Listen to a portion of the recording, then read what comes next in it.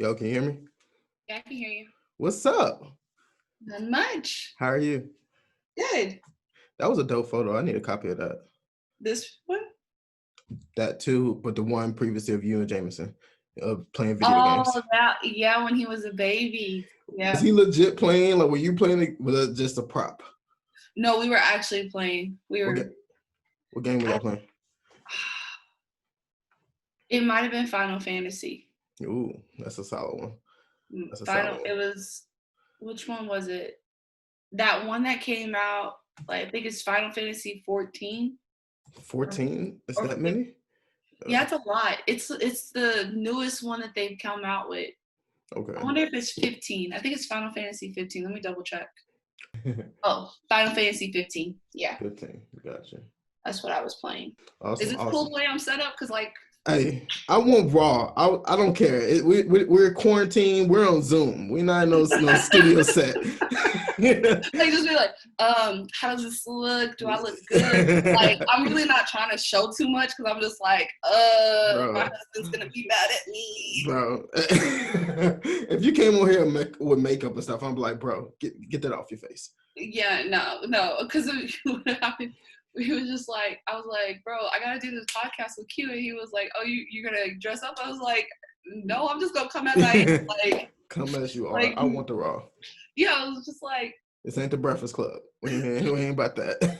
He was like, he was giving you props. He was just like, well, you know, Q knows a lot of people, and Q is deep in stuff, and like people actually watch him or listen to him, and he was just like, you sure you don't want to be presentable? I was like, I'd rather you be your raw self, because believe it or not, even with Texans games, Astros and stuff, this is how we're dressing, like hoodies, shorts, or whatever, until it's game time. At game time, yeah, we got the suits on, we looking good in front of our clients or whatever, but before that, we're getting prepared. We're like, it's scramble mode. We're doing rehearsals. We're working hard. We're sweating, blood, sweat, and tears and all that. We don't care about how we look at that point, but when the lights are on, that's when we got to put our best, foot forward for that space. But this podcast, no, we're not there. We're not there. I want the raw.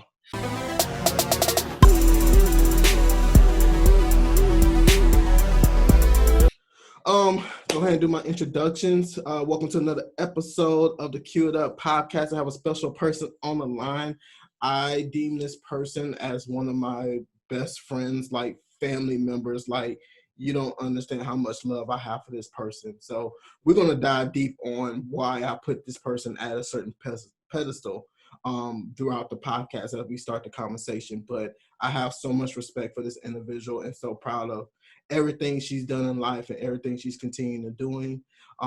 Miss Desiree Bartlett, welcome. Thank you for having me. Like, I feel so, when you say all those things, I'm like, oh, it worked. That's true. It worked out. That's true, bro. Like, does it feel weird that for you, I put you at a certain level in my life in regards to importance and priority? No, it doesn't feel weird.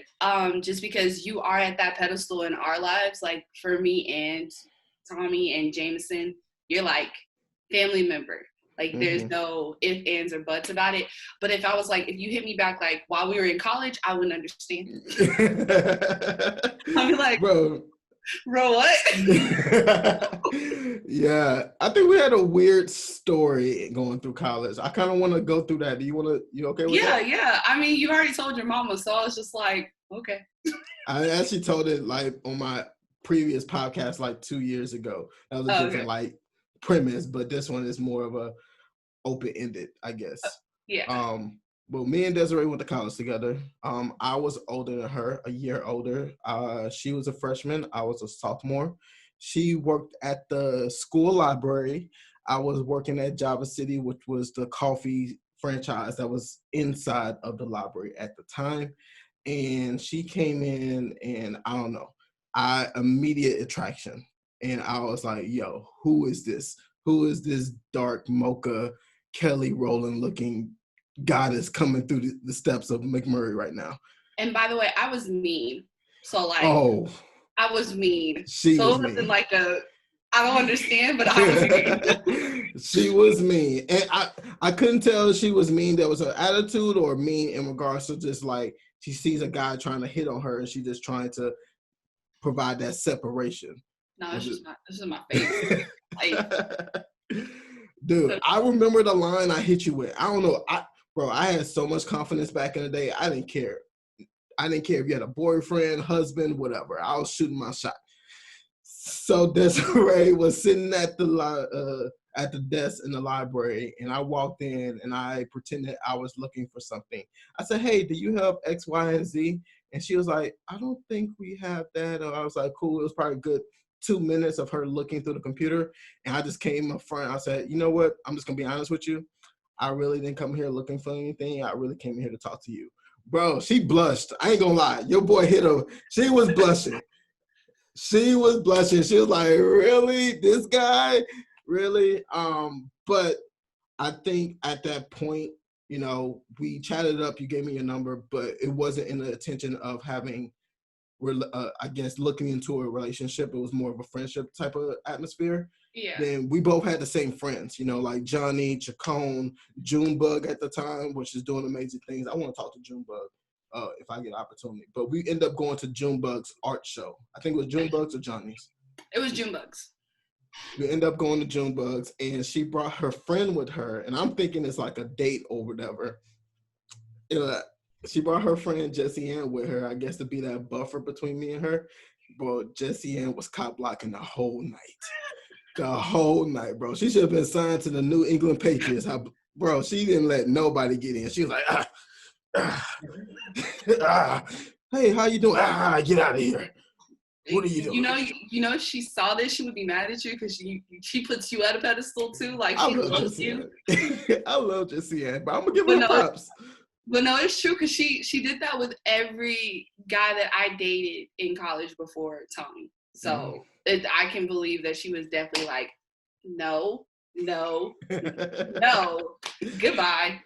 Why were you with my friend? Yes, exactly, man. But it was so funny. It was, and she didn't. Most people be like sneaky about it. She was very blunt about it. She was very upfront. Then even after the show, we walked back to your the dorm room, and I was just trying to hang out, and she was like, "All right, good night." I'm like, "Oh, okay, bye." It was at that moment I'm like, "Yeah, this ain't gonna work." Yeah, I remember that because she was just like, "No, bye." I was like, "Okay." What did I do? Right, and then what was it? The next week, because that was on a Friday. So the next week, I said like, "Oh, I'm dating somebody." Yes. Right. Oh, she hit me with that one. Yeah. Oh man, I was like, "Oh God, so soon." Oh, right. So heartbroken. But right. And it was like, that's the funny part though. That's the part that killed me because I'm like, "Oh, I'm dating somebody," and then you meet him and you like, "I don't like him." I hated this guy for a little bit. I'll say maybe a week or two. It wasn't long. It wasn't a long hate. Cause like you was playing some music at Java City and y'all had a conversation. And the next thing I know, y'all fools are best friends. And I'm like, bro, I never met. So you guys know the person she was dating and told me she was dating was a white boy. Yeah. And she was Black, and I come from Houston, where my area is it's mostly Black individuals, so it wasn't a lot of interracial couples happening. So it was like my first time seeing it and knowing that I got dissed for a white boy. There was some hate in my heart. It was a whole bunch of, I was busting jokes left and right. Busting them left and right. He looks like a nerd. He had the glasses and the satchel across his chest, bro. He was like, really? I was so upset. The whole week, because like I'm still going to work and I'm seeing you every day, and he was like, really? And then like, you have the audacity to ask me for coffee, and it's really? Oh, and I was providing the free items too. She was getting the free coffee. I was providing the free coffee on the table, hoping it was helping my case to eventually get to the next level, but nah. Nah. If it counts for anything, like it wasn't I was the type of person that just like asked me straight up. You know what I mean? Yeah. So like Tommy literally asked me straight up. He was just like, you wanna go out? You wanna go on a date? And I was like, sure. And I mean, from there it's just like I told him all my family drama, and he was like, I'm down for the cause. And I was like, I might marry you. But also, you got a story awesome, man. First of all, y'all, it wasn't just him asking you. You were gushing over him for a while. Like, y'all was in art class together. I was definitely, but there was multiple people that I was gunning for. It was just more or less like I just kept my options open. That's because I was a problem in high school, and yeah, that's all I got for that situation. So I just knew when I went to college, there were certain things that I was looking for in somebody that I was gonna see as my partner, not necessarily my boyfriend, but as my partner. So it was just like I wanted to make sure that I hit all those things. So there were certain guys I was looking at. Like, I'm not gonna lie, I was looking at you. I was down for the cause, but it's just like if you aren't moving fast enough, I can't do anything. Absolutely. And at that time, and that's a good thing you said that. So you were looking for husband material. You were looking for something long term. I wasn't looking for long term. Right. And that's people always get mad at me when I say that, like, when I went to college, I was looking for a husband. It's like, it's not like that. It's just more or less, I look at my time as an investment. And if I'm investing like 2 or 3 years into you while we're in college, by George, I'm getting a ring. Yeah. Like, I don't have my ring, but I'm getting a ring. Because it's just like, at some point in time, you have to realize that the time that you put into people and the time that you put into relationships should be able to reach long term. It should go far into your life. And it's just like, that's how I look at all my relationships. Like, if you think about the people that I invested my time into in college, I'm still friends with them. Like, I still talk to Chacon every now and then. I still talk to Johnny, Felicia, Jessie Ann, you know, and then like even my high school friends, I'm still friends with the 3 people that I hung out in high school with. So it's like, that's how I always look at my relationship. So it was no different. It was no different when I was trying to when I wanted to go to college and I wanted a boyfriend. I was like, I'm looking for somebody who I know will be my husband at the end of this. So all that stuff I told you about my family, I told Tommy our first date. I was like, this and this and this. And he was like, I was like, okay. I think that's important too, because I mean, when you told me about it, I was like, wow, that is a lot for somebody to be on their shoulders and carrying that burden and all that stuff. So I'm definitely happy for both of you, man. There was a time you were upset. You were upset that me and Tommy became best friends, because we became legit best friends. Like, we talked all the time. We hung out. We became part of the same social group together. It was just weird. I was mad about the whole situation, though. It wasn't just you. It was just like, he became friends with Will. He became friends with Johnny and Andrew. And I was just like, time out. Time out. Like, what is happening here? Like, y'all are friends with me. Like, but wouldn't you want that? But wouldn't you want that? Wouldn't you want your significant other to immediately just dive in deep with your other friends and just have this type of, bro, like, y'all, we're all family. Yeah, we're all family. But y'all are horrible influences. I'm not. They are. They were. I mean, maybe they're better, but like, they were. And it was just like, I was the person in y'all's friendship that took, like, I felt like I took care of y'all in certain aspects. So it was just like watching him, and I'm just like, there's one more person I gotta take care of. Bro, have you ever seen the show Grownish? Yeah. That I look at that show, and that's completely, almost, I guess, 80% of our dynamic back in school. Yeah. Like, I am the Trey character. I was the older guy, the older classman. You guys are younger, and you were Zoe, because we always hung around you, always at your apartment, and you were like the piece that kept everything together. Yeah. It makes me miss those days, because I was just like, man, I don't know. It was just easy. College was easy, but I think honestly it's because we went to McMurray. Like, I think if we went anywhere else, we'd probably be struggling, but it was easy, and it was a lot of fun.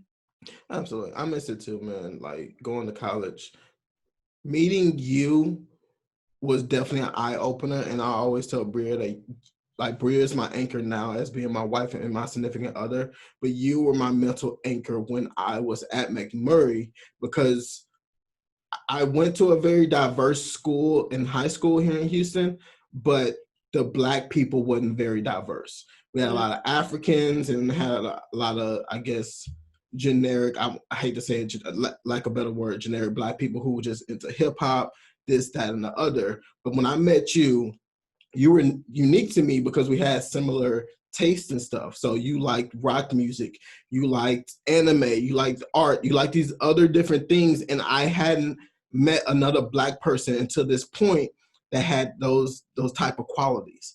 You know, Right. nobody was into Dragon Ball Z or Naruto. So that what made the attraction even bigger to you, because you had all these different qualities.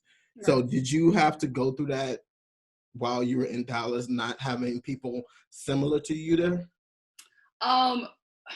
That's a hard question because, like, no, and then yes. Like, no, because one of my good friends, Halissa, she is so into the same things that I'm into as far as like TV shows go. So we were watching anime together, and like our group of friends were watching anime together. And then like music wise, I had another friend that had the same taste in music as me. She was Hispanic and she would go to all of my concerts with me.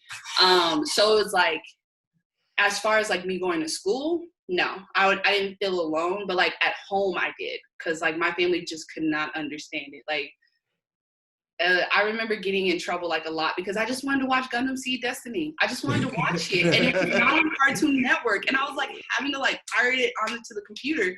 So I'm like, "What are you watching?" I'm like, "I'm watching Gundam Seed Destiny," and she was just like, "That's inappropriate," and I was like, "How is this inappropriate?" And then I think back to it. That was a very inappropriate show. There was a lot of children soldiers happening, and I was just like, But it was like at home, it was hard. It was very hard. But like when I got to school and I got around my friends, we just all liked the same things, or we like all we branched out and we liked different things together in a sense.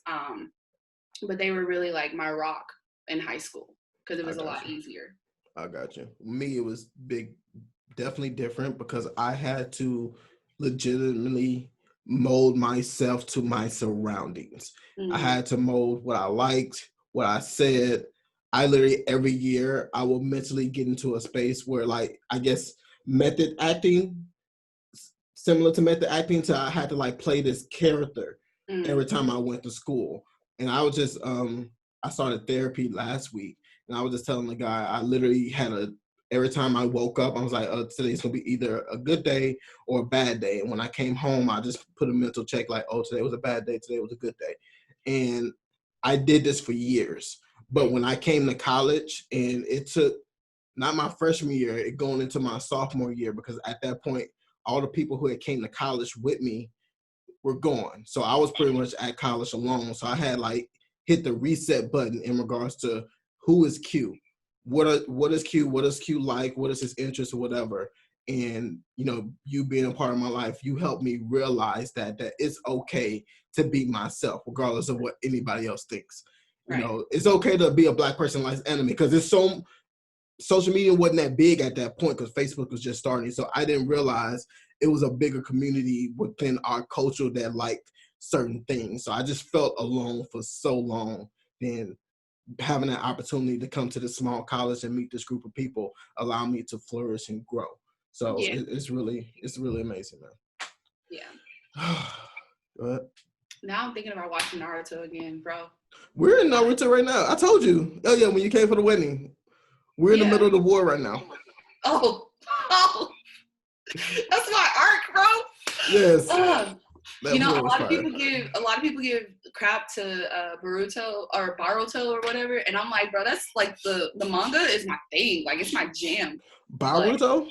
Yeah, I'm not gonna tell you, but it's the next part. I've seen it and I'm not happy with it. Just from glimpses I've seen. But you watch the anime. The manga is so much better.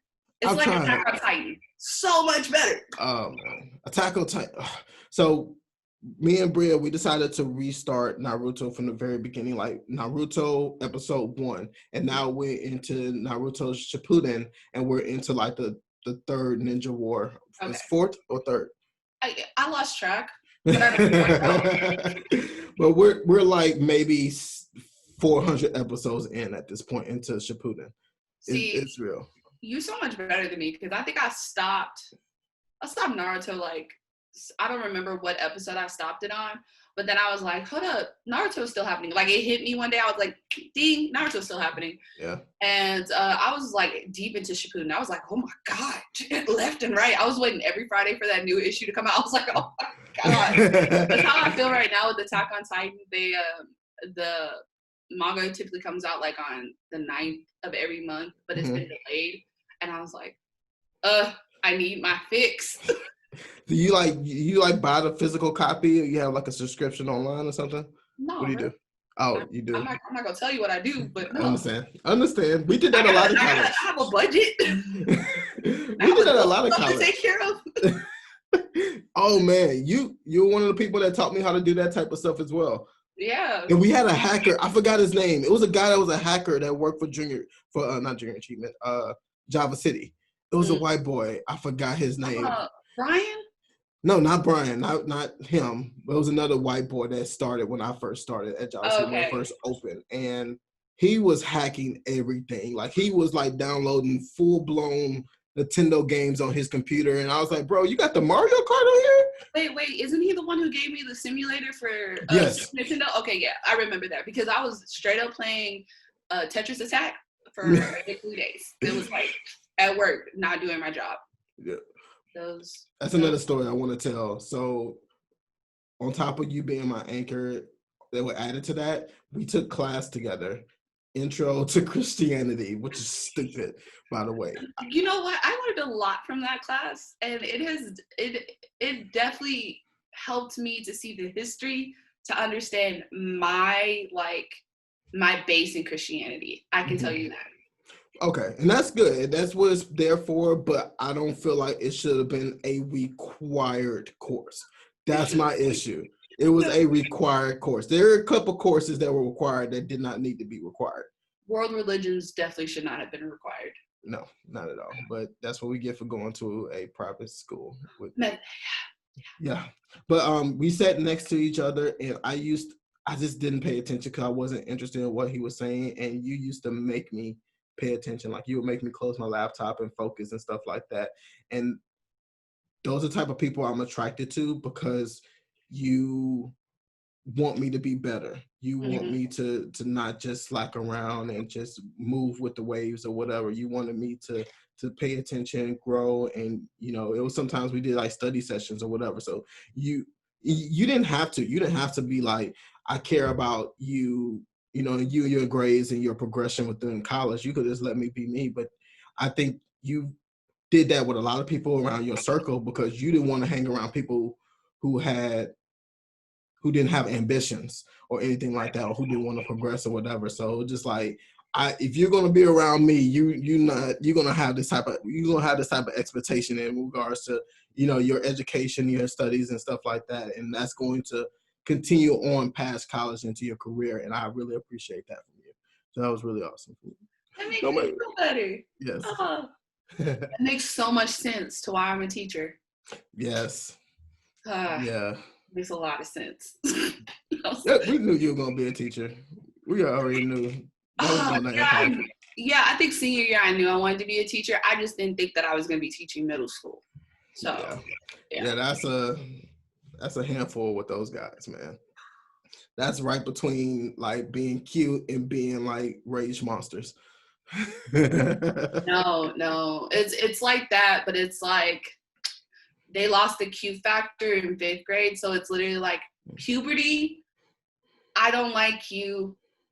I don't want to be around you. Like, it's not that I don't like you. I just I can't physically be around you. But I get them. I understand them. Like people always say to me, they're like, I can't understand why you teach middle school. And it's just like, it's not the ambitious part that I lean towards. I lean toward the fact that like I was in middle school and that was a very vivid moment in my head. It's like, it's not something that, some people forget how they were in middle school and high school. They're like, oh, I was like this. I'm like, no, I know what I was. Yeah. I was not a great kid.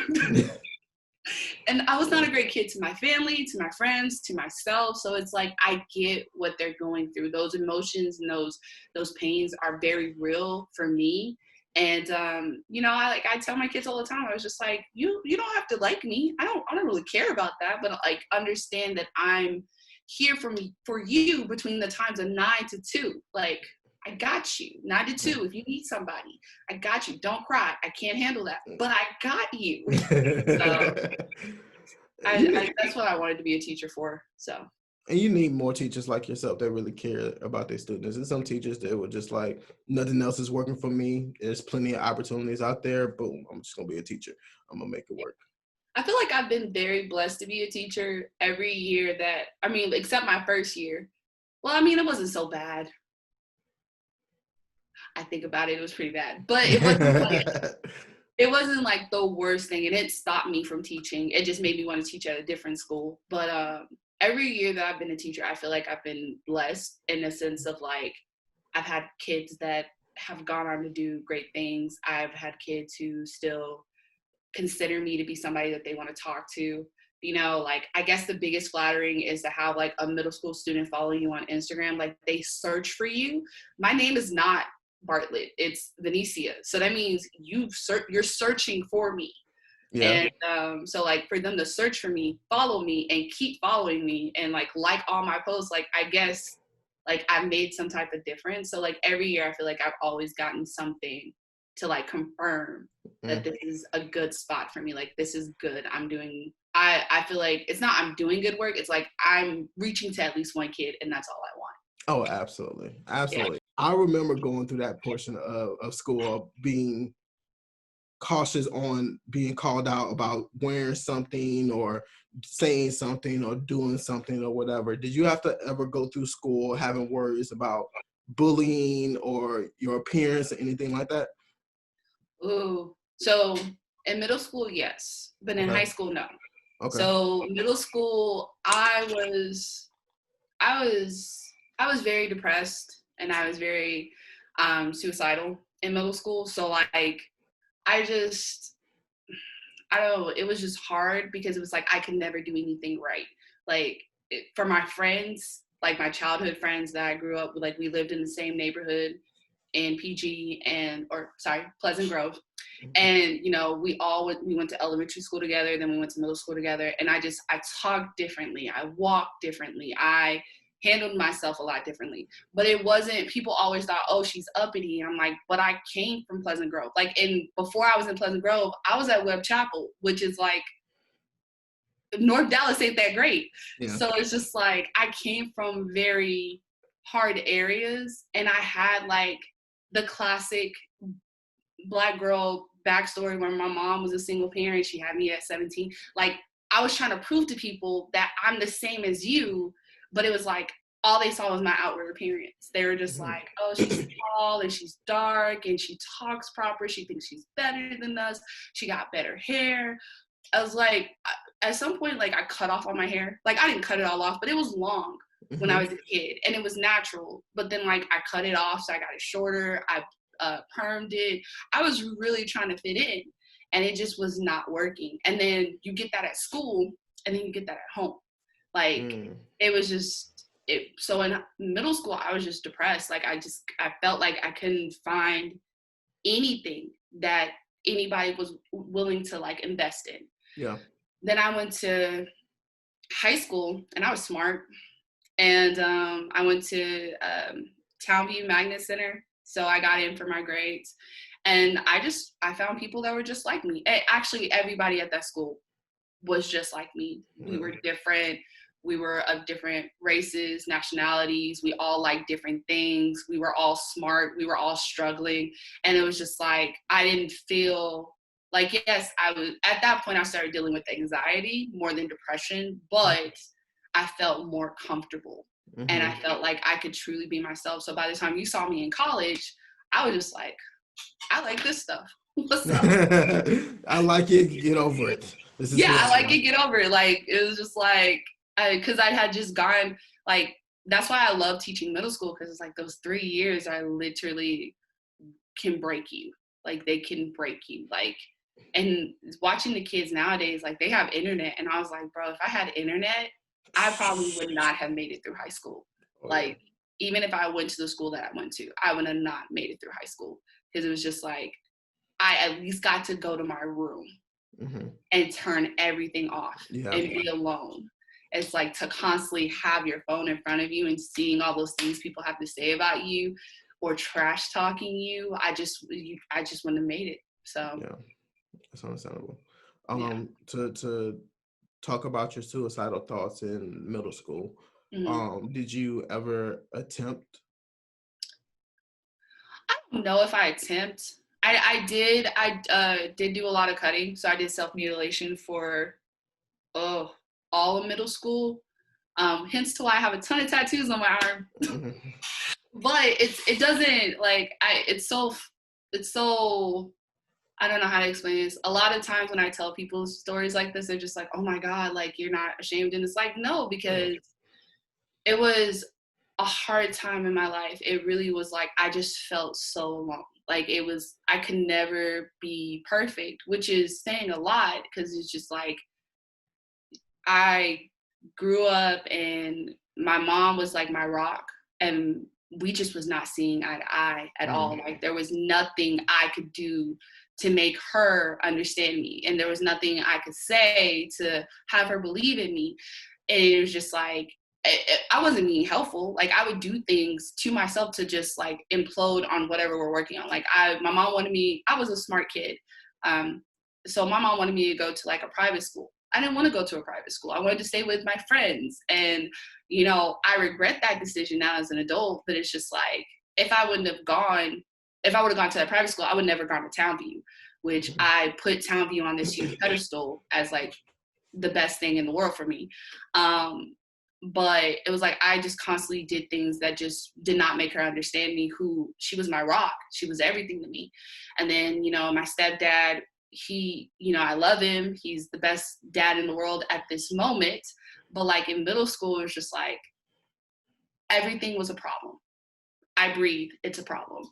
I said something, it's a problem. I didn't get a good grade in my class. I got a B, but I didn't get an A. It's a problem. And he was the only father figure that I had. You know, my stepdad was, or not my stepdad, my biological dad was still in prison. And so like, it was a very toxic environment when I was in middle school. And it was a very hard thing to deal with, because I just didn't know what to do. And when you don't know what to do and you have no control and you can't go where, it's just the only thing you can do is control how you feel. And cutting myself just made me feel like I have control over something. I have control on how much pain I'm going to inflict on myself. And that sounds so jacked up, but that's how I looked at it. It was just like, I need to control something, and this is what I can control. And it partly was for attention. I wanted my mom to understand like what she was doing to me. I wanted my stepdad to understand what he was doing to me. But then in the end, even that attention imploded in my face. Like, because you can't be depressed and be Black. You can't be like cutting yourself in black. Like that's sorry, but that's white people stuff. Yeah. And so like having that, they're like, who'd you get this from? Nobody. I don't hang out with any white people. I don't have any what white people live in Pleasant Grove? Like, you know what I mean? And so it's like, oh, it's your music. And I was like, that's not my music. Bro, my mom said the same thing. She was like, you can't listen to hip hop anymore. I'm like, this is my only like safe space, listening to music. You're not going to take this away from me. She used to beat my ass and she called me listening to 97.9 The Box. Like, it's not the music that's making me feel this way. Music is actually keeping me normal at this point. Right. Right. It was like what was I listening to in high school? I was listening to 3 Days Grace, The Used, which The Used probably was a problem. Like Breaking Benjamin, like Yellow, or was Yellow Card out when I was in middle school? But like I was listening to those bands, and my dad was like, "You're listening to devil," or I call my stepdad my dad, but he's like, "You're listening to devil worshiping music, and this is why you got so many issues." And it's like it's so, as a parent now, it's like it's so easy to say to yourself as a parent, it's this fault that's why my child is acting the way. Like, you don't want to look inside and think to yourself, like, am I the reason why my child is doing this to themselves?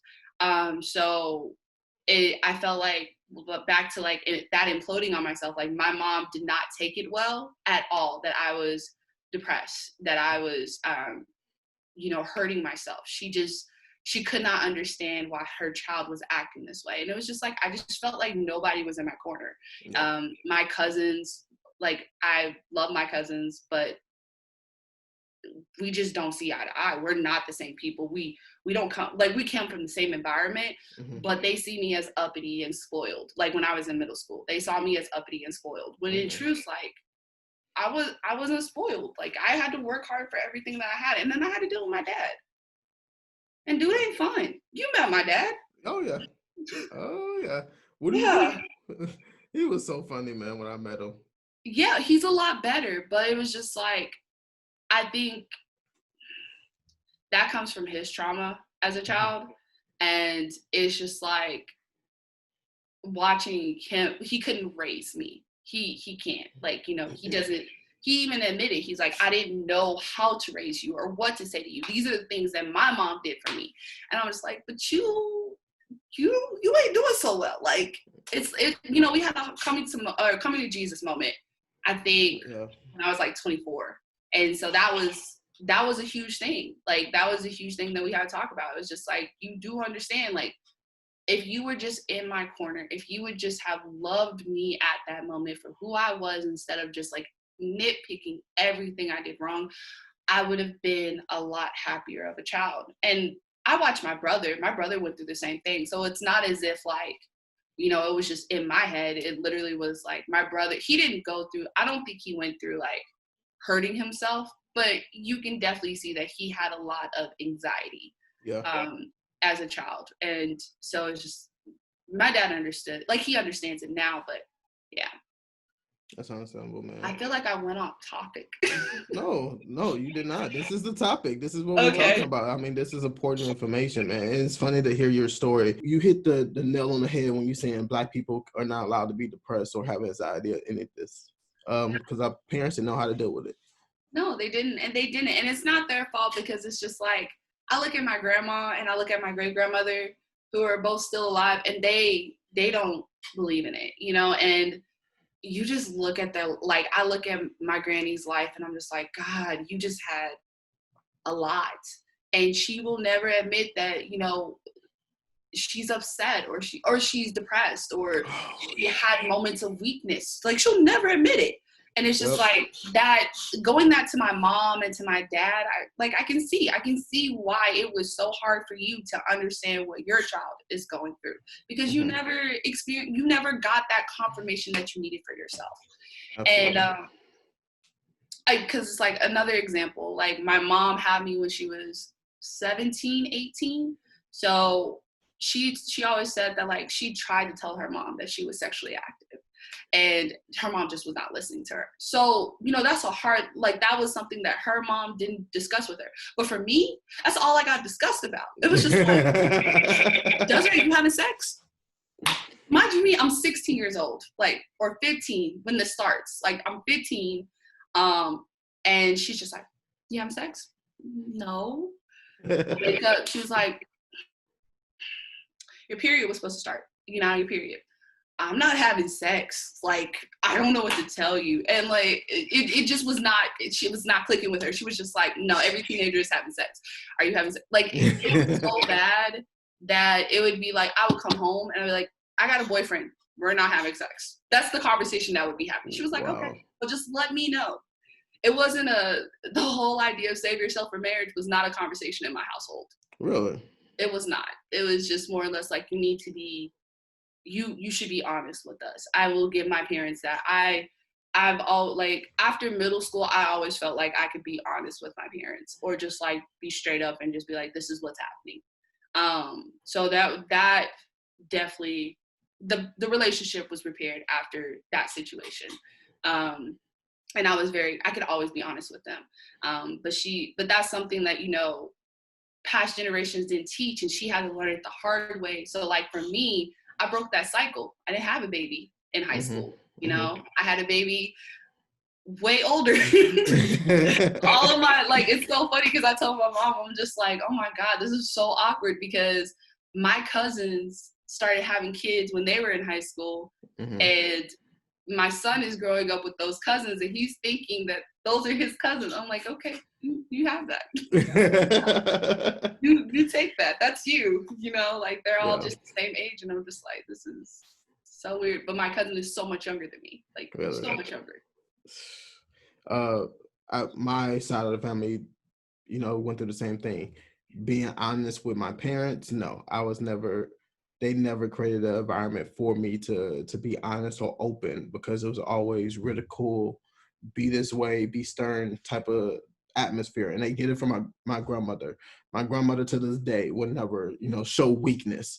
And, and it still hurts me to this day. Even when I remember when my grandfather died, he died when I was like 15, 16, and she just felt like she had to be so strong and not show any emotion whatsoever. I'm like, you just lost your husband from been married for so many years. It's okay. From now, I'm like, it's okay to cry. It's okay to show that you're weak and stuff like that, especially from a Black woman. And I never understood why Black women felt like they had to be so strong all the time and put that burden on themselves. But, do you feel like that? Do you feel like you have to put that shield on all the time and have that armor? Yeah. It's just like, I don't know how to explain it. And I try to tell this to Tommy too, because I'm like, I feel like when I have a daughter, she's going to be the same as me, as far as like, I can be honest with you, but I'm not going to be vulnerable with you. And it's just like, it seems for some odd reason, everything that a Black woman does is put on this pedestal. You know what I mean? And as soon as you fall off, or as soon as you show some moment of weakness, people attack that. And I think about my mom. I love my mom. My mom is my world in a sense, but like, let something slip. And somebody will say something, not her kids, but somebody will say something to her. And then she immediately goes into this like, well, should I have done this? Should I have done this? And it's just like, I get it, because I'm like that. I'm only going to be weak with my mom or my husband, but I'm not going to be weak with the rest of the world. You know what I mean? I don't even think I'll be weak with my kid, like, until he's of age to understand.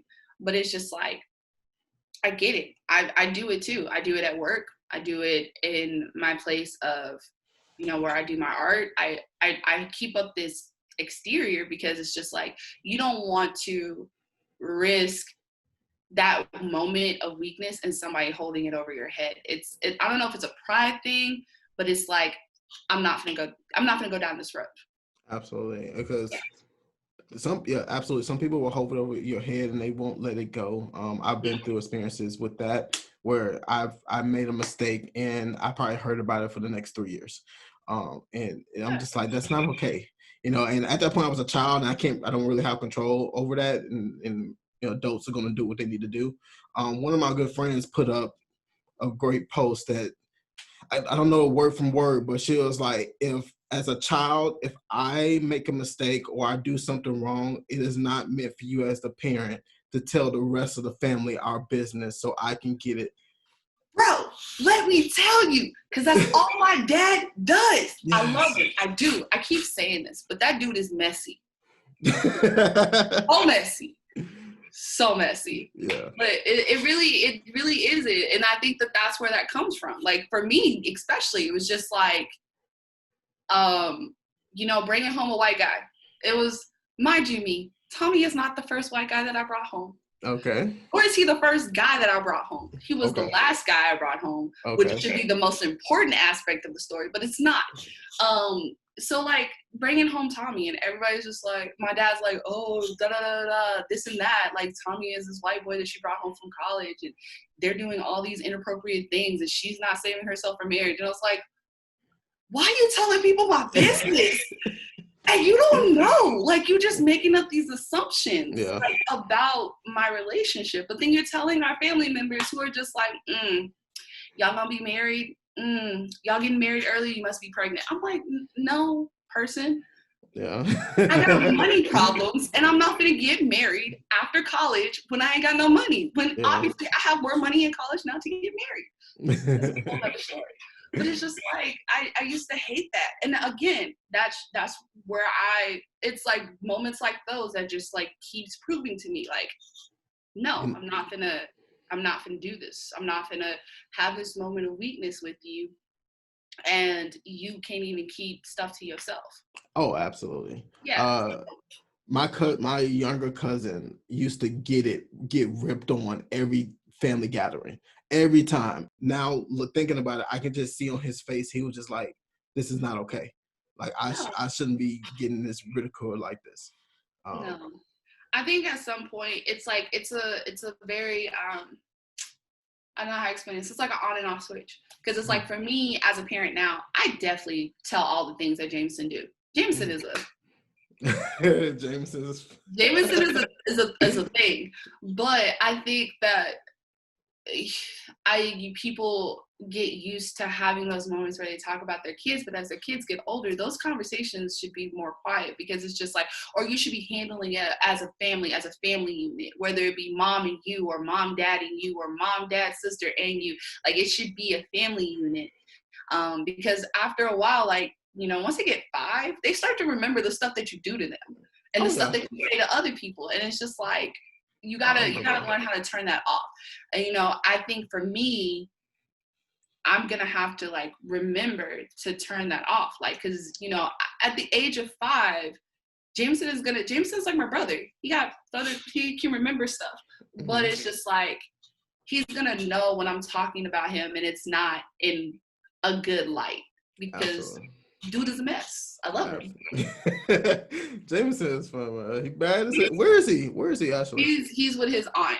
And so he's spending the night with his aunt and his little cousin. I got you. But I remember a day I actually cried to my mom because I think she was talking to my uncles. Like, to this day, I can honestly say I have a love-hate relationship for my family, just because of the perception my mom has painted for the rest of my family. I'm like, I am not this person, but every time they'll see me, and I didn't have a male figure in my life. Like, my father wasn't around. So there's certain things I don't know, or they have certain expectations as men. They're like, oh, as a man, you're supposed to know how to change the oil. You're supposed to know how to build a house. You're supposed to know how to do X, Y, and Z. I'm like, what? I wasn't told any of this. Right. So I have a love-hate relationship. I remember crying to my mom one day, and it's like, you've been talking bad about me to the rest of the family. I cried, and she pushed her aside. And I could probably tell her today, and she probably wouldn't remember it, because it's not significant. It was just her talking to her cousins, brothers, etc. But I think it's very important for parents now in our generation to be mindful. And I think it's because we have the tools now, and the experience and the resources to be able to better communicate with our kids, better understand our kids, and if they need help, we know where to get help now. Because therapy and wasn't a word in this household for the longest. It's still not a word in my parents' household. Like, I tell them all the time, I'm just like, dude, just go get therapy. Just go talk to a therapist. It's like, I don't need to talk to no therapist. I got you. And I'm like, see, I'm not qualified.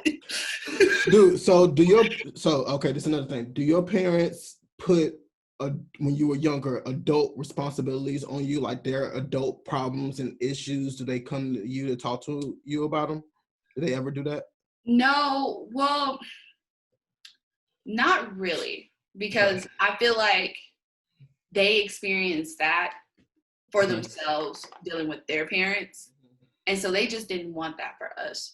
But I can count on my hand how many, like, the times that my mom would ask me to do something that seemed adultish. Like, you should do it as an adult, but not because she was, like she couldn't handle her life or something like that. It was just like literally everything bad that could happen happened all at once.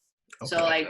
So I was working, and my mom like asked me, can you buy your brother's clothes for school? Can you buy your brother's shoes? And it was like, it's like when that one moment happened, it was just like, yeah, I got you. No matter what, I can do this. But it was never, I don't think as a child, I never had to deal with my parents' adult problems.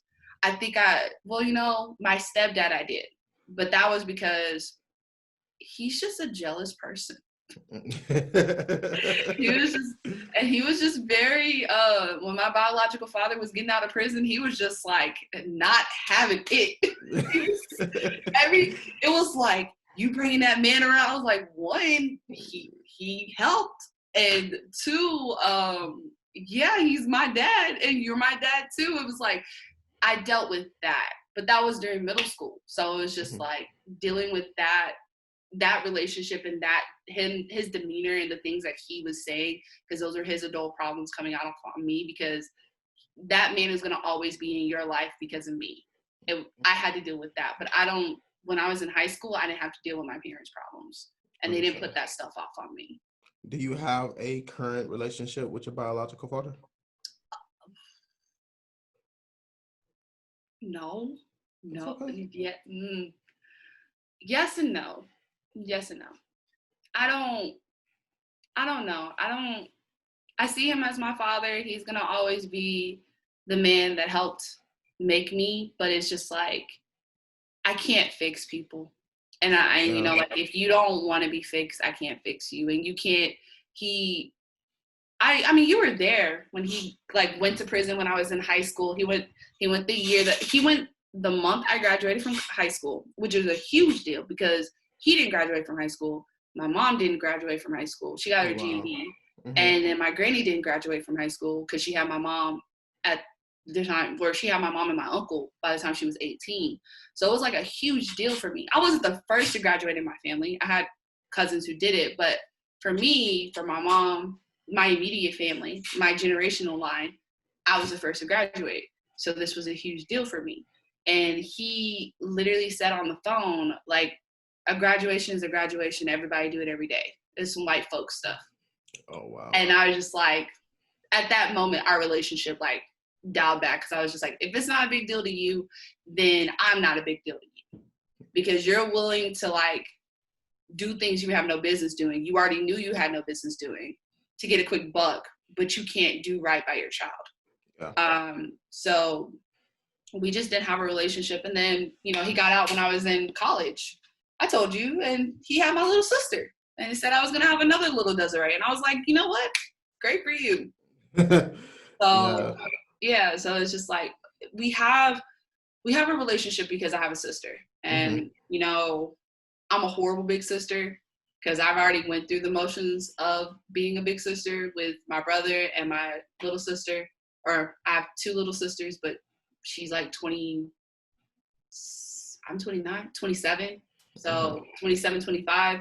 And now you're giving me an 8-year-old as a little sister. Yeah.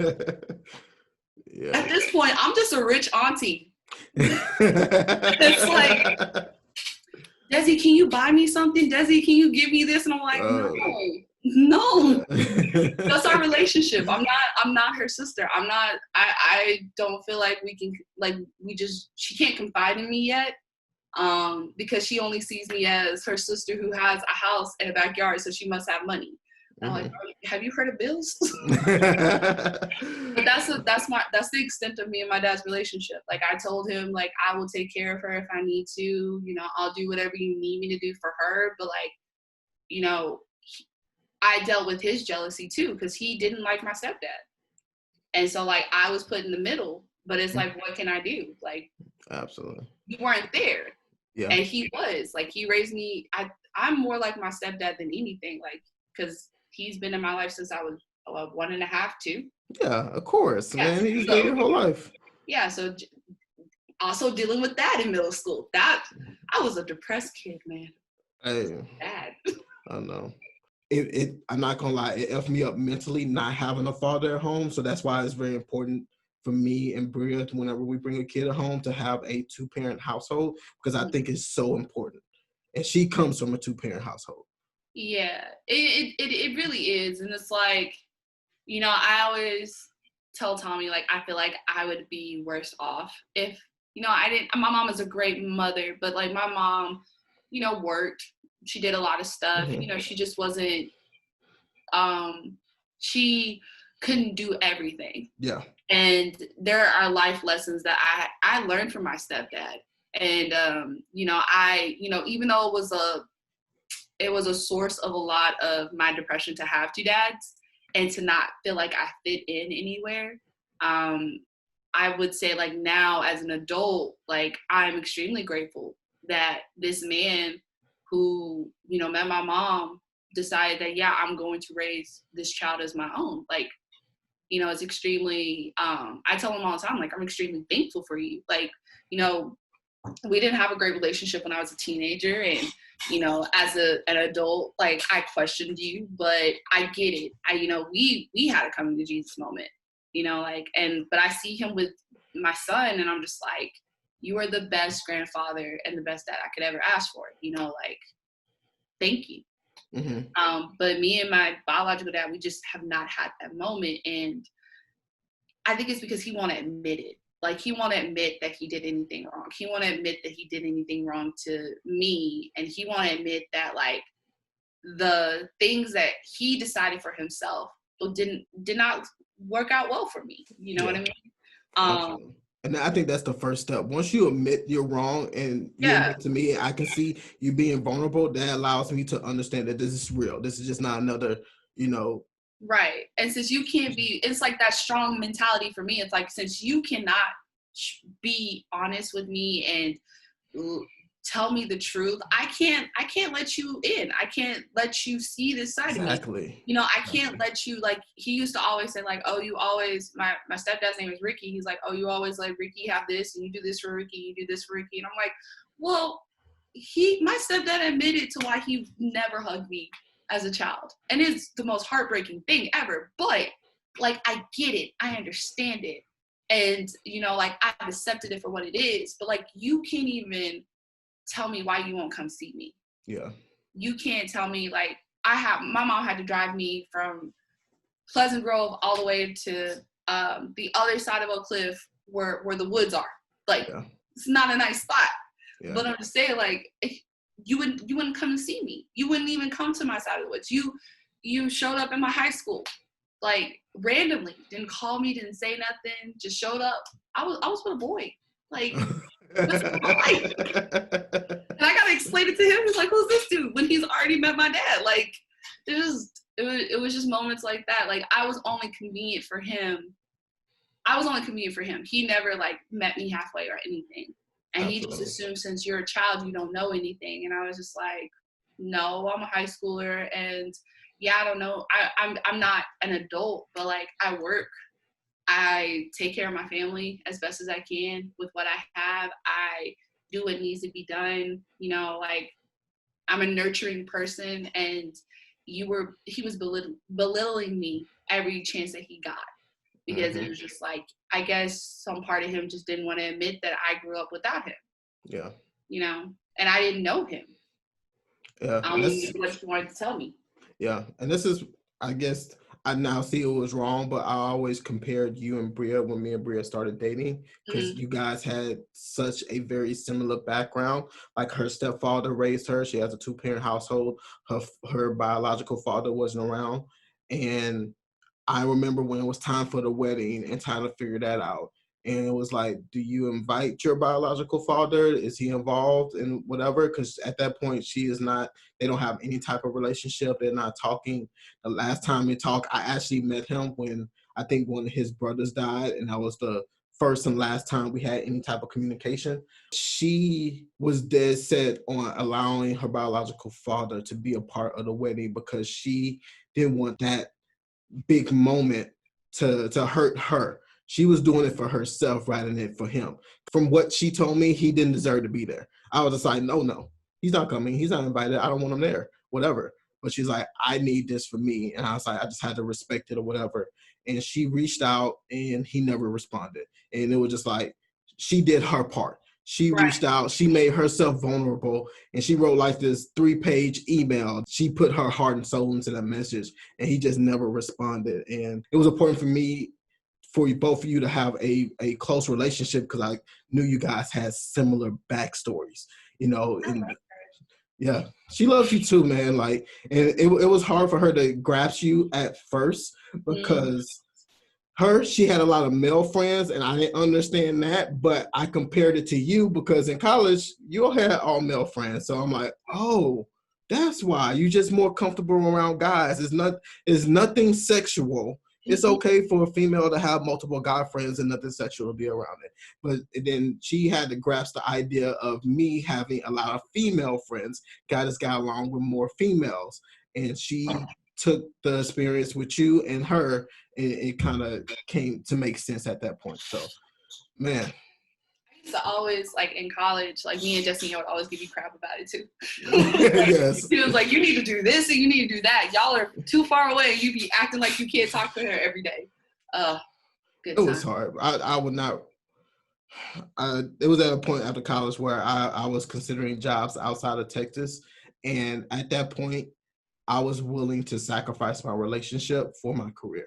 And it's not like, I think we were maybe 4 or 5 years in, but it was just like career, Bria. And I'm sorry, but I was just so, I always tell people that opportunity with the Texans, I wasn't supposed to get. That was literally God himself throwing me a bone, because I didn't get the job I interviewed for, but they gave me an opportunity to still jump on board in a different department. And now I'm in this space on catch-up mode. I'm working with people who went to like these big name colleges, your LSUs, UTs, Baylors, who have these, sports management degrees, who are supposed to be here, who had other internships. This is my first corporate job. I worked at grocery stores before this. I was slinging coffee before I got to before I got to the Texans. I'm not supposed to be here. So I am willing, and you got the butt end of it. I had to sacrifice my friendships to focus on my career, because I wasn't as in touch. I don't remember the last time I talked to Chacon or Johnny or anybody from McMurray or even high school. I just don't have those relationships and those type of sacrifices you kind of have to make to be in this world, because if you're in it, you're in it. Getting into any relationship, you got to set those boundaries at the beginning, because Bria always told me like, oh, you care about your job more than me. And I always told her like, no, that's not true. But after thinking about it, I'm like, yeah, that was the case. Yeah, it's me and Tommy had that conversation a while back, because I was just like, I think that I see a lot of my coworkers or a few people who I just see off passing that are dating online, and I'm just like, you got to just be honest with yourself, like, because you'll find somebody who's willing to understand what you're going through. Like, if you're all about your job but you want to have a relationship, find somebody who's willing to work with that. Like, you don't know until you put yourself out there. Instead, you put this facade up. Yeah. And it's just like, when it gets down to it, your true self will show. Absolutely. And then it's like, this person is no longer in love with this facade. And it's just, I don't know. I guess it's easy for me to say because I'm married and I've been married. That's what I love. I love having these genuine conversations, no scripts. I want to play a quick game with you right quick. It's called Top 5. I usually do this at the beginning of the podcast, but I'm going to do it with you now. So whenever I worked at the Rockets, this was like an icebreaker for anybody that came to shadow with us, so we can get a better understanding of their personality and just make them at ease or whatever. So top 5, we usually do top 5 rappers, but you have a very diverse taste of music. Yes. I want to know, you're a big connoisseur of anime. Well, I guess not new anime, but yes, we'll just go down this road. Okay, it's okay. But I want to know your top 5 animes. It don't have to be new, old, whatever. Your personal list of top 5 animes. Okay. Dragon Ball Z. Okay. Gundam Seed. Okay. Gundam Seed Destiny. Inuyasha. That's 4. Ooh, doing quick. I know. What was my fifth one? Trigun. Ooh. But then, okay, let's take away Gundam Seed Destiny and put in Rurouni Kenshin. There we go. That's a Those are my solid one. favorites right Okay. My top 5. Dragon Ball Z was my favorite. there. Cause I started rewatching it. Then I got older. I'm just like, these episodes are absolutely too short. Like, why is it taking him 16 episodes to get to the fight? Like, I'm like, where's Goku? He's coming. Wait, 2 seasons later. He's Me still not there. me and my brother were talking about this because you know that moment when Cell, like Gohan was like fighting Cell after Goku had died. Yeah. That command that blast lasted for 2 episodes. Different angles, different shots. It was like the last 10 minutes of the first episode, and it was the first 10 minutes of the second. I'm like, what is happening? Then he got the nerve to do a recap. Last time on Dragon Ball Z, Gohan, we saw it. Get to it. We saw it. And then like the last 5 minutes of him doing the blast Goku appearance, and I'm like, they're gonna deadbeat daddy. Like just never there. Bro, Goku is a deadbeat dad, bro. It is deadbeat. Oh. Have you finished the series? Yeah, Dragon Ball Z? I haven't. Yeah, I finished Dragon Ball Z, and then I watched Dragon Ball GT. I never got into that one. Yeah, I never really cared for that one. But then I started my brother. Like the reason why it's my number one is because like that is a constant with me and my brother. Like me and my brother will always have a soft spot for that, and that's something that we can watch together. It's like Kingdom Hearts. I will always have a soft spot because that's my brother, and we get along with that. But I started watching the new series with Jameson. So Jameson loves Dragon Ball Z. Oh, nice. As a parent now, I realize it's very violent, and maybe a 3-year-old should not be watching it. Bro, Bria started watching Dragon Ball like we did with Naruto. She started Dragon Ball from the very beginning, episode 1. Bro, Goku's penis was out pretty much the whole series. And he was like totally doing some like predatory stuff to Bulma. And I was like, what? God. She's sleeping. He's like, where's my underwear? Oh, I took it off last night. What? Yeah. It's I'm not saying it's the best thing in the world. I'm just saying like it's something I share with my brother, so that's why it's number one. I got you.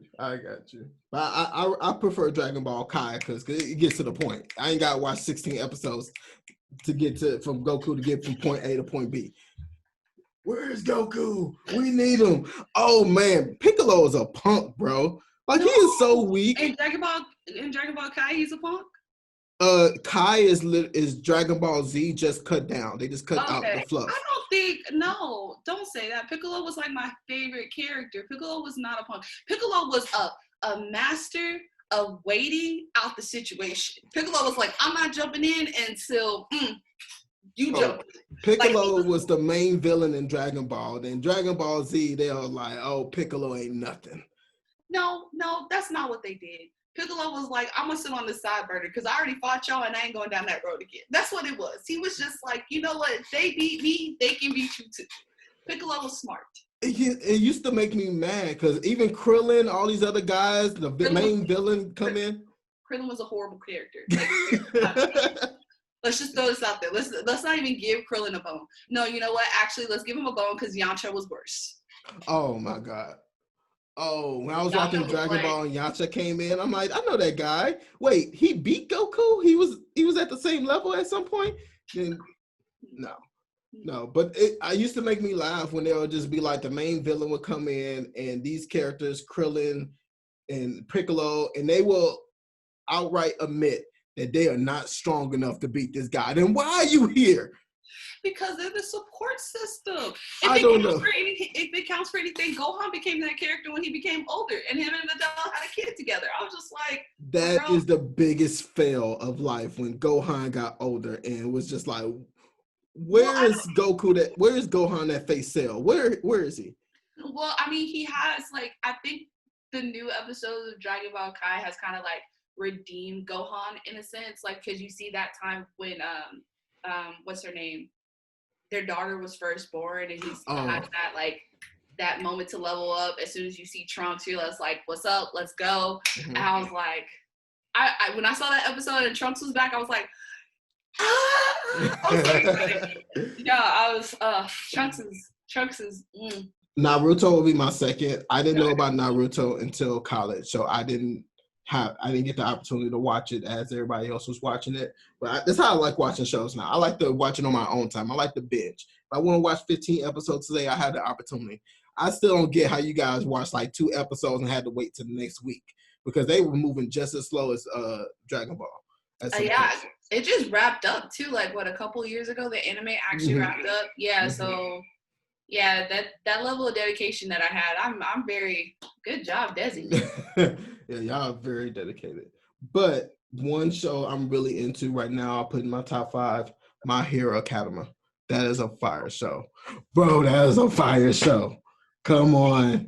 I haven't watched it, like honestly, like I have taken a back burner to watching anime because I've been really into like Korean dramas. Okay. So that's one to watch. That's one to watch. I'll put My Hero and Attack on Titan best new coming anime right now. Then I got to give it to the OG. This put me onto anime, and I consider it anime because it was originally from Japan, then transitioned into American TV. Pokemon. Oh no! Digimon was so much better. Digimon's number 5. Digimon's number 5. Yes, Digimon was so much better. Yes, Digimon was better, but Pokemon was fire, bro. That introduced us to anime as Americans. Well, I would honestly say Dragon Ball Z introduced me to anime. So I didn't watch Pokemon. I watched, or I guess Digimon introduced me, but like I didn't know Digimon was anime. I just thought it was just like a cartoon. Digimon. I didn't find out it was anime until they came out with that movie.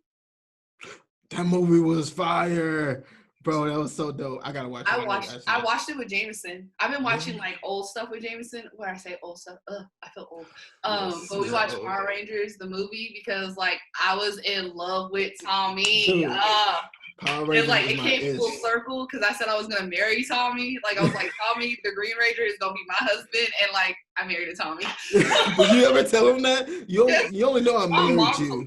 Yeah, my mom told her. She was just like, she was so in love with Tommy. She like loved Power Rangers, and I think it's only because she loved Tommy. And I was like, I did. Thinking back, I think Bria is very similar to you in regards to being very diverse. Like she's into anime, she's into rock music, she's into international music. So that's why I love being around people that's not normal. It'll be weird for me to date outside of my culture because I feel like there's some level of understanding between that. There's just certain things that somebody gets that, you know, sometimes there'll be a nonverbal gesture or whatever, you know, just in regards to food, in regards to music, in regards to growing up with our parents. There's certain things that we went through in our culture as parents. It's just typical Black household that I guess somebody in a different culture wouldn't typically understand. Did you ever have that type of feeling or hesitation in regards to getting a relationship with somebody in a different race? No, because it wasn't. I get that, and a lot of people have said that to me, but it's just like I need if I can find somebody that's understanding, then I'm straight. But like also keep in mind, like when I dated people and I was like serious about them, I would tell them my whole life story.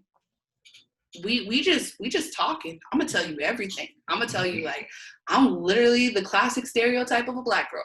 Like my whole background is this, and this. Like so, if you can understand that, then it's like, oh, then you know you're willing to like come into my household, my family, my life, and learn. Like I want somebody who's gonna learn. And so it's like I had to turn off that whole need.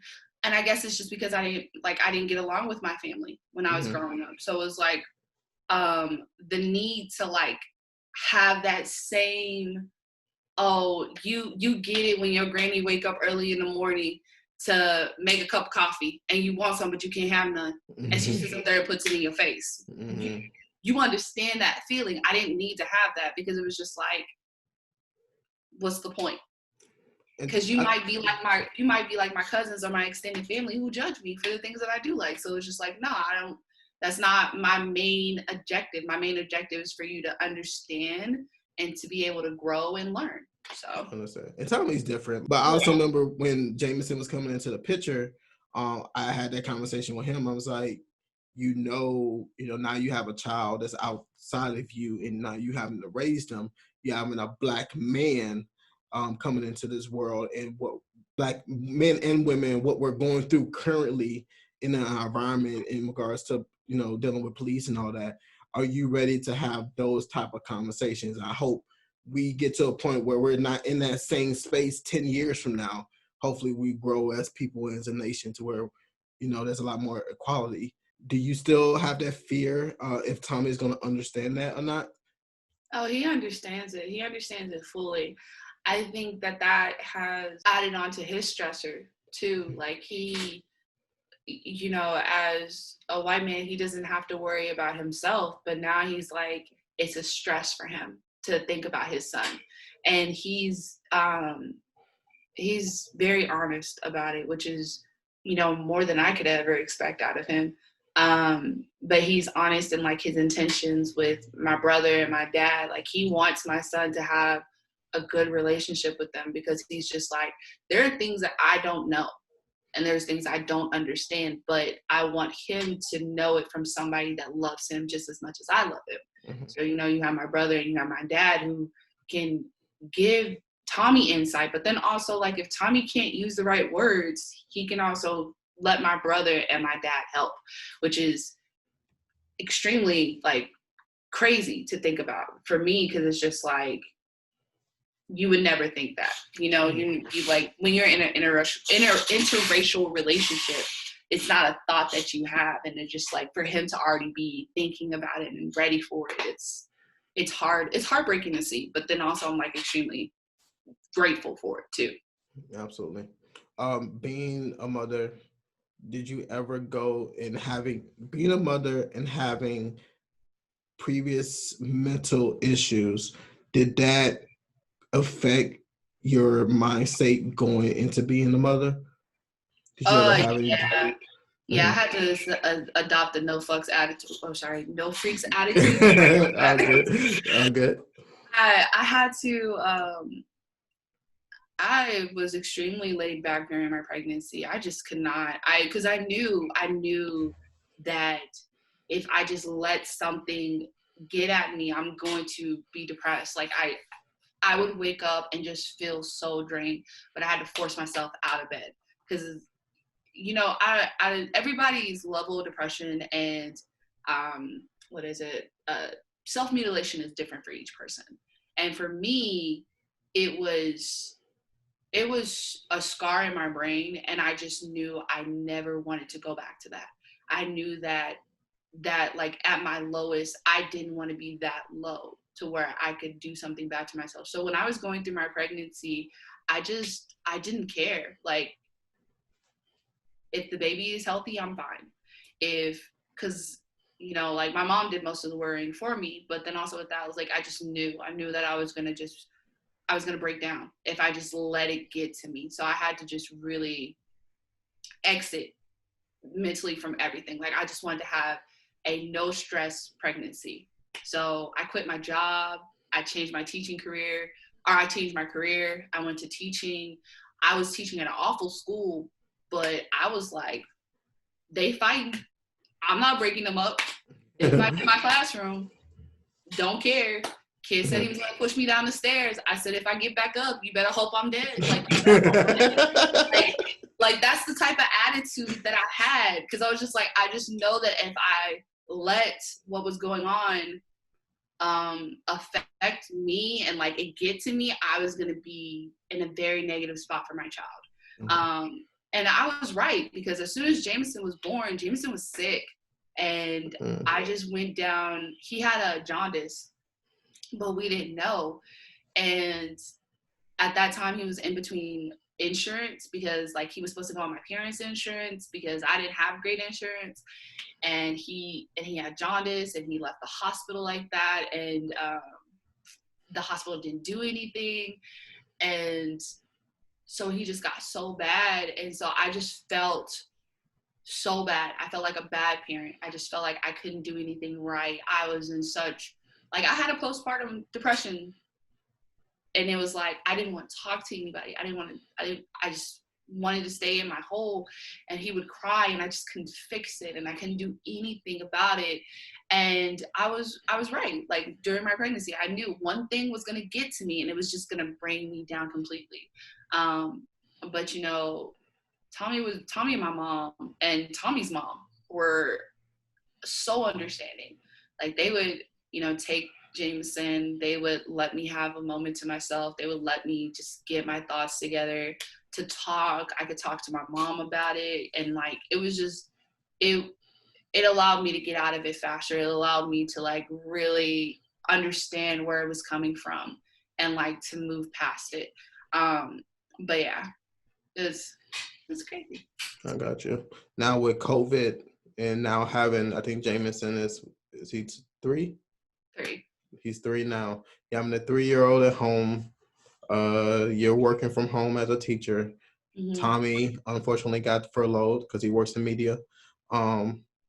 Do you have any relapses of any mental situations?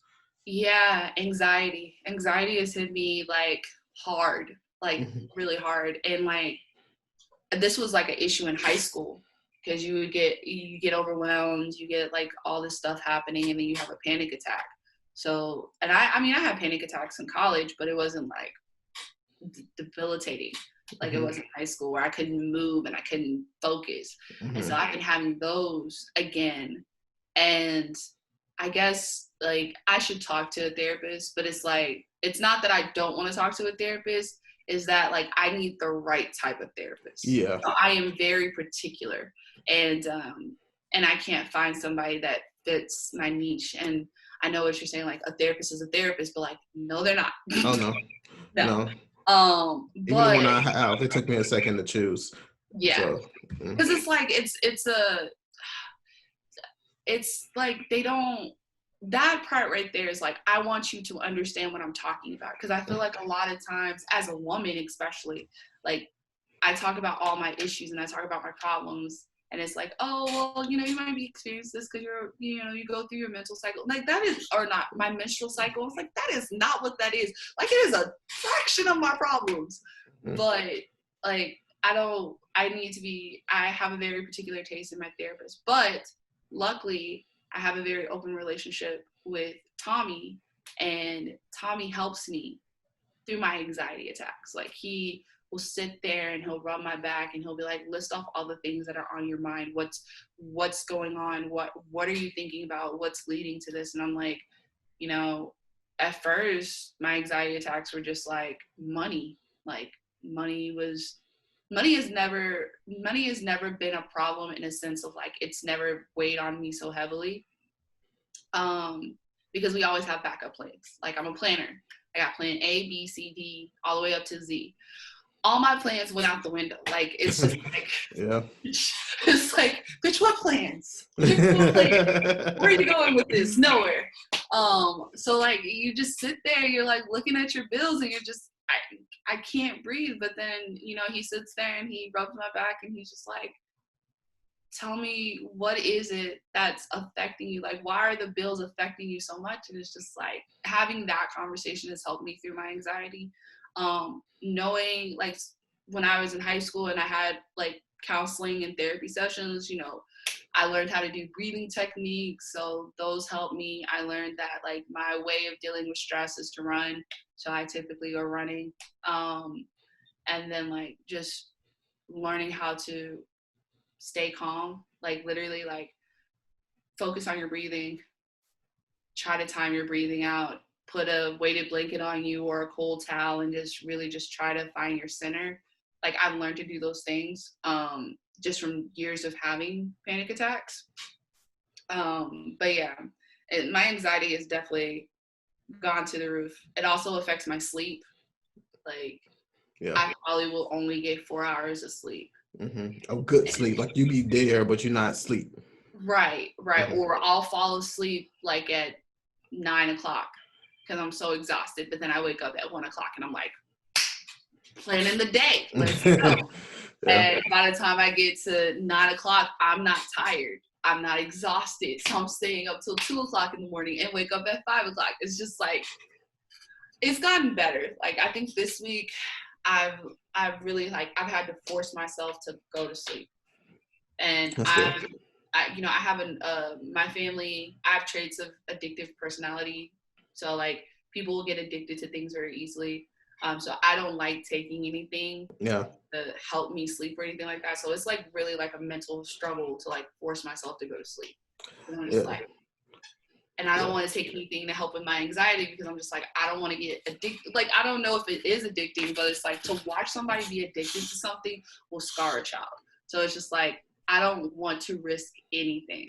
So and that's funny. Bria's the exact same way. We both haven't been able to sleep just because of stress of everything. No, like I had to have the conversation with my boss, and I don't know where my company is going to be, after June. And those kind, I'm appreciative that he's transparent about it, but it still stresses both of us out because we have plans. Then with both of us going through it, it's kind of hard for me to be there for Bria when I'm going through something. And vice versa. Sometimes she's going through something and she can't be there for me. So that's something that we're still trying to learn when you have two people who are highly depressed, highly going through anxiety, who have these many attacks and trying to figure out how to be there for one another. Does Tommy go through any mental depression or anxiety, anything like that you know of? Yeah, he does. But he got lucky. He had his therapist before COVID, so he still has his therapist. So it's like, dang him. But he's had it, and it's like I guess like with the years of us being together, it worked out because like literally like he'll go through his moment and I will be sane. Then I go through my moment and he'll be sane. So we kind of like, whereas in you two are happening at the same time, ours are kind of like on and off. And we've learned the hard way that sometimes somebody has to put their problems on the back burner to take care of somebody else. So like I remember, Tommy going through things with school because he went back to school and I don't know what I was going through. Oh, I didn't get it. Like I was applying to all these art shows and I was trying to do like big things at the moment. And I was just like having like so much anxiety about money being spent and like it not like I need to have something to show for it. And I had to put that on the back burner because my husband's sitting here and he's freaking out about school, which is a huge part into what we want to do in the future. So I need to make sure that he is okay. Yeah. And then when I was freaking out about my art shows, after he was okay, he took care of me. So it's like we kind of like off of each other and see where that goes. So that, and also that helps with Jameson too, because it's just like we both can't be in an unwell state. Like one of us has to be able to like watch after our kid. So understand. And now that he's home all the time, it's like you should. Oh man, yeah. I think you and Tommy also had the advantage of going to school together, dorm rooms, apartments, and you guys kind of went into that situation of staying together and being each other's space prior to getting married or whatever, which I personally think that helps. That's my view. Bria didn't want us to move in until we got married, in which I feel like that caused some of the issues that we deal with now because we're not used to being in each other's space. And it took a while for us to get adjusted, and we're still getting adjusted and learning each other's ways. So I think, kudos to you guys in making that work, especially with a child. So yeah. I always tell people like he's my forever roommate. Yeah. What he is a roommate. He's a roommate that pays bills. Like, I ain't gotta worry about him skipping out on the first of the month because he ain't going nowhere. Gotcha. Speaking on kids, I remember, and I kind of hate that I wasn't a part or with you, or I guess I wouldn't have known what to do or what to say in this moment. But I know just based off a message that you put on social media in regards to your miscarriage. Do you want to talk to us a little bit about that and the mental state you went through in regards to dealing with that? Yeah, so I had a miscarriage January, February. Honestly, it seems so far ago. Yeah. But I had a miscarriage and it was the hardest, like I'll cry, but it was the hardest thing I've dealt with as an adult, like, because we wanted a baby, like we really wanted another baby, and it was so hard to have Jameson, because I mean, we were talking before you like fell off the grid about having a kid, like, so that was at like what, 22, and then we didn't have Jameson until I was 26, so it took 4 years to like produce that one. So it's just like we really wanted to try, and we finally got it, and we found out that we got it, we lost it. And so I just felt like something's wrong with me. Like, I just cannot get this. I cannot do this right. Like, there's seriously something inherently wrong with me. And it really jacked me up for a good chunk of that month, like, that it happened, because I was just like, what's the point of trying? You know what I mean? Like, if this is what I'm going to go through, what's the point of trying to like try to have another kid if it's not working out? Is like, you finally go through the process of getting there, and it takes, and then it's just like, as soon as you get it, you lose it, and you're just like, is this going to be a constant thing? Am I going to keep going through this? So I was mentally broken for that situation. And then, like, to add insult to injury, like, the hospital bills you like $1,900, and mind you, it was $3,000 to begin with. So you were left with a $1,900 bill after insurance. And it's just like, you're not taking a baby home. Yeah. You know, you're not raising it. You're not doing anything. You get some pain pills and a note to stay home. And then they, like, you're so beaten down because if you wanted it, like, you got to start over. And then they send you a bill for $1,900 to give you medicine. It was very frustrating. I understand. That's why I hate the medical field, even though right now they're essential in fighting this COVID situation, but they can be so unsympathetic with situations like that. You know, they were probably sympathetic as possible while they were with you in your face, but they're like, oh, this or that, and you know, probably gave you tips there. Insurance company is unsympathetic. Like, it's just like, because I called my insurance company afterwards and was just like, because like I got the bill in March, so the start of COVID, and then I was like, I can't pay this. Like, where am I going to pull out $1,900 to pay you? And they were just like, well, or I called the hospital and told them that, and they were like, well, just call your insurance and see, because sometimes, you know, they fix that. My insurance company was like, well, no, like, the service was not essential. And I was like, I lost my baby. How is that not essential? Like, I was in pain. I was losing a child. I was literally losing something out of my body, and it was causing me to bleed. Like, what? Like, if I was like, what if I would have bled out? Like, it's just, it was a slap in the face. Like, it was like the pain that I was feeling at that time meant nothing. Like, it was just like, oh, well, you should still pay this bill. And I was like, okay, I didn't. I didn't. I don't know what I'm gonna do, but it hasn't been paid yet. I think is absolutely wrong, and I hate that you had to go through that. Especially, I found out in regards to social media or whatever. I just felt so bad for you, and still at this point, I still don't know what to say. I'm still like at a loss for words, because it's like, what do you say to somebody who's been through that? And even though I know you're mentally strong, and I know you're a strong person, because you're a person that doesn't show your vulnerability all the time, but I get it. And you have to be, you know, at a certain mental space going through something like that. So, and also I want to be careful on what I say to somebody that went through that as well, because I don't want somebody to relapse and go into a certain situation. So, yeah.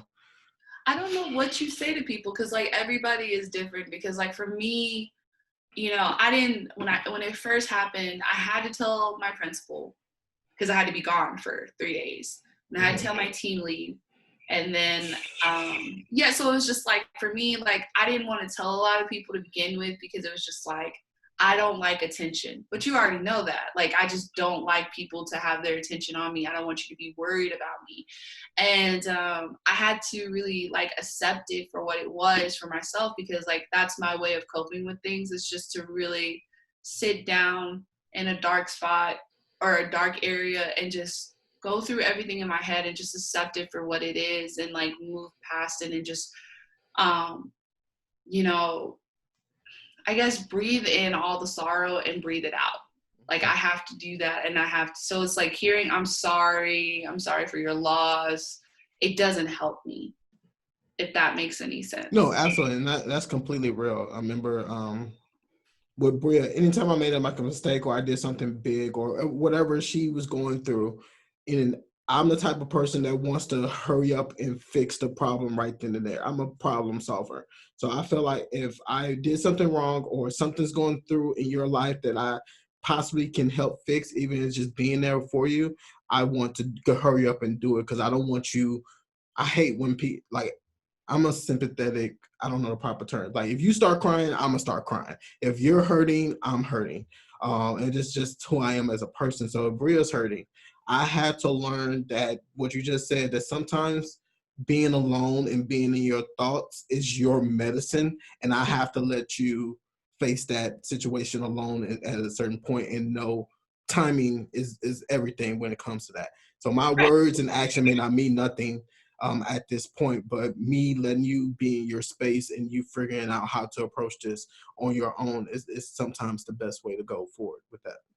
Right. And, you know, like not a lot of people, but a few people were upset that I didn't tell them. And it's like, it's not that I didn't want to tell people. It's just more or less like, I don't want you to be burdened by what we've gone through. Like, we're going to have to fix where we're at. Like, we're going to have to fix our relationship, because like, in a sense, like, you know, Tommy can't do anything to help me. And so it's just like, we have to fix that trust, because he feels like he's not adequate enough to help me. But then it's like, it's not that. It's just that I need this by myself, and then I'll come back to you. So we have to fix that. And then we have to explain it to Jameson why his mommy doesn't feel good, or his mommy can't pick him up. And, you know, it's just a lot of processing that we have to do. And then I have to make sure that I'm mentally okay, that I can look at somebody's baby and not think about my baby.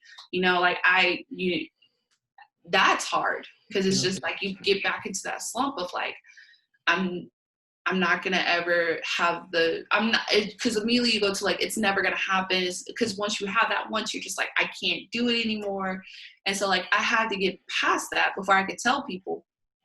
And it wasn't as if like those people weren't important in my life or anything like that. It's just like, it really is just a mental, you have to get mentally prepared. So now when I talk about it, like, oh yeah, I had a miscarriage, people think like, oh wow, you're so nonchalant about it. It's like, no, it's just, I've accepted it for what it is. I know what happened. I was stressed out. I was having panic attacks about my artwork, and I was not in the right state. Because like I said before, when I was pregnant with Jameson, I was cool as a pickle. I was great. And then starting off, I before this baby was even come, or before we even got pregnant, I was stressed out. I was like having panic attacks about my artwork, about what I wanted to do with my life and things like this. And so like, it was not a good environment. And I had to accept that. And I had to think about that and think about all these things. So it's just like, now it's just like, yeah, I had it. I had a miscarriage. You know, it was a hard part of my life, but I'm okay now. And, you know, when we're ready, we'll try again. But people they're like, why are you just so happy about this? I'm like, it's I don't know what to tell you. Like, because that's my way of coping with things. It's the same with, I feel like the more I talk about it, the more I put it out there, the more I'm able to accept it, and the more I'm able to move past it. It's like with self-mutilation. I remember telling somebody this story. I said, I was like, oh yeah, I used to cut myself all the time in middle school. And they were like, the freak? So I was like, oh yeah, I was depressed. I was, whoo, your girl could not get it together. And they were just like, you're lying. And I was like, oh no, you want to see my arm? And they're like, no, we're good. And but that's just my way of dealing with it. Cause it's just like, if I'm quiet about it, if I keep it inside, if I like hold it in, it's going to fester. It's going to eventually just pop back up in there and just like jack me up. And Absolutely. yeah, so it's just a lot. And it's also, it helps people, because I find that like as a Black woman, it's not that I'm being vulnerable. I will admit that. Like, I will, like, me being honest with people and telling them what I'm going through. That's not me being vulnerable. That's just me being myself, because I think I would be vulnerable if I told you right when it happened. Like, if I'm like putting it out there, like as I'm going through it, that's me showing you that side of me. But like after, like months after or years after I do it, I'm just letting you know that, hey, this thing that you're experiencing, I've done it. I've been through it, you know? And it just gives people, like, especially my students, they're like, oh, dang, Miss Bartlett she got some issues. That's the way you deal with it, man. Right. No, it was like, because I remember after the miscarriage, and I know that this is probably not, but they kept asking me over and over again. They're like, where were you? You were gone for a week. Like, how dare you leave us? I was like, guys, I had a miscarriage. And they were just like, okay. Oh, so you told your students? Yeah, because I don't like lying to them. Okay. So like, you know, if I'm gone, because one thing that people don't realize about teachers is that they're a constant in their students' lives. Like, you are constantly their thing that's there. Like, they might have parents that are the best things in the world, but they're not going to understand them or see them at their weakest moment, because at school, all bets are off. Like, you can't fix that. Yeah. So like, you're a constant. And so when you're gone for like 3 or 4 days, you're gone for a whole week. You came in on Monday and you haven't been in all week. Or like, I saw you on Friday and I haven't seen you until the next, like, there's a problem. Yeah. And they're like asking 1,001 questions. You know, they know Jameson. A few of them have watched him for me, and they're just like, is Jameson okay? Like, are you okay? Did something happen to my baby? I was like, wait, what? When did you have a baby? When what? But yeah, I had to tell them, because I was just like, and like, I'm not gonna lie to y'all, because it was also like that was me having to show. That was the one moment I will admit that I've ever been vulnerable in front of my students, because I still hadn't fully accepted it yet. But I had to go to work and I had to deal with their problems, and I wanted them to know that, like, I have problems right now, and like, I want to be the best teacher I can be for y'all, but understand, I might walk away from y'all for a minute.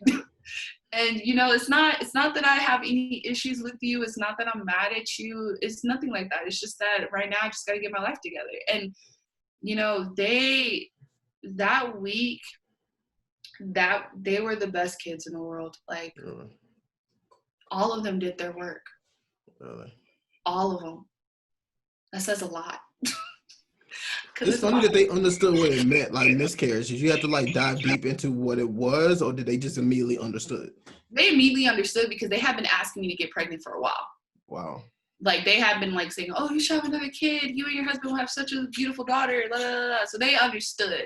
And then like, oh, the week before it happened, one of my kids said, you look like you're pregnant. Like, you look like my mom. Like, your face is getting all glowy. And I was like, I'm not pregnant. Like, girl, no. And so like, that same child was like, I'm so sorry. So like, they understood right away, because, you know, people always say that kids don't understand nothing, but like, they understand more than you would think. Especially now, they have access to the world at their fingertips. It's right here. Let me tell you. But yes, they were very understanding. It was nice. It was nice. It was one of those moments where I was very grateful to be their teacher. That's good. That's good. Oh man. Oh, it got me tearing up. Sorry. No, it's fine. It's fine. I just really hate that somebody I care about so much had to go through anything like that. Man, I hate, especially somebody I really love, and I don't want you to ever feel any type of pain. And that's probably one of the top 3 worst pains in the world. Right. You know? So losing like, a child. It happens to my parents, because I'm like, oh man, bro, we've been talking for 2.5 hours. I love it. No, don't apologize, man. This is gonna be a very long episode, but I love it. It was all meaningful content, and I love chatting with you. You, like I said at the beginning, you are an amazing person. You are important to my life. You are a priority. Whatever I can do in my ability to make sure that you are taken care of or happy or whatever, I will do to the best of my abilities for you, Jameson and Tommy, because you guys are my life. Even though we're like 4 hours away. I know, man. I mean, I'm. It's kind of hard to say. It's just like Corona messed up a lot of things, but it's kind of allowed me to pause in life to appreciate my relationships, because if like this year was, like you said, this year was already planned. I had all my events planned, everything I was going to do from January to December, all the shows I was going to work, business practices I was going to be a part of, everything, and all that just got thrown to the curve. And I think it was just an opportunity for God to say, focus on your family, focus on your relationships, focus on your friends, because that other stuff can go away like that, and we seeing it. But this is going to be forever. Right. You can throw all that other stuff away, but this is going to be forever. So yeah, I I really completely appreciate agree with that. I definitely agree with that. Corona has definitely, which is so funny though, because I feel like the people that are going stir crazy are the people that are like off their family members, like that. by you. Because I'm just like, I've spent more time with my mom, Mm-hmm. and I've spent more time with my dad. My brother has come home because he's in Houston too. Mm-hmm. My brother has come home a lot, and we've spent time with him. I've talked to my husband's family a lot, and that has been great because I love them. And it's just been good to have them. Like, we can Zoom conference now. Like, Zoom conference family members is like a thing. It's really nice. And then also it's like my friendships. Like, my friendships have definitely grown and evolved. Like, just spending time with my friends or talking to my friends on the phone just seems so great, instead of us having to go out and spend money. Yeah. Or just sending gifts to each other or funny memes. It's like, it makes the icing on the cake for the day. It's just like, I found this meme, I'm gonna share it to somebody that understands it. Yes. It's nice. Absolutely. And I relied so heavily on social media. Like, I didn't feel like I needed to shoot that text or check on somebody or make that phone call, because I was like, see if you're on Facebook or whatever, what are they talking about today? Oh, she put a post up. Oh, she's alive. She's fine. So stuff like that. It's stuff like that. But now this making me put social media to the side, send out those messages, do those phone calls. Like, I haven't hung out with my brother this much in years. I haven't hung out with Bria, haven't hung out. Her family, we go over her family's house every Sunday now. Sunday dinner. And that was something I always wanted, but not until we had everything situated. And Corona was like, I got a different plan for you. I got you. Let me help you get this Sunday dinner real quick. We're going to go ahead and wrap it up. I just want to use this space for you to do any promotional stuff, what you got going on in your life. Put your social media out, put your Cash App out, put your art website out, everything, whatever you need to do. My Cash App? Okay. What is it? Okay. My artist name is Desiree Vaniecia. And just go check out my artwork at DesireeVaniecia.com. And also follow me on Instagram so you can see some of my art. And that's pretty much it. Awesome. Well, thank you so much for hopping on, man. I really appreciate it. Okay. All right. Thank you. Awesome. Have a wonderful day, and I pray for you. Your car will be okay. Okay. Yeah. There we go. All right. All right. See you. Bye.